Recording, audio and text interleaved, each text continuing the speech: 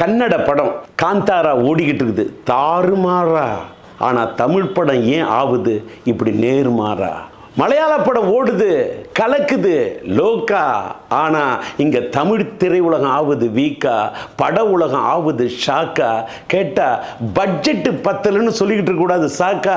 படம் எடுக்கிறது என்ன ஒரு ஜோக்கா? கதாநாயகனோட காட்சிட்டுக்காக பிடிச்சிக்கிட்டு இருந்தா போறாது காக்கா. டெய்லர்னு சொன்னாக்கா துணியில போட தெரியணும் டாக்கா. தயாரிப்பாளர்னு சொன்னா படம் எடுக்க தெரியணும் நேக்கா.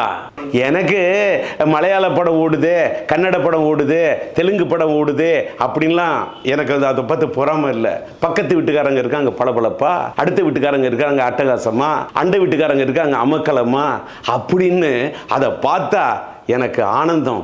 ஆனால் அதே நேரத்தில் என் வீடு, என் தமிழ் சினிமா இப்படி இருக்கேன்னு எனக்கு ஒரு ஆதங்கம்.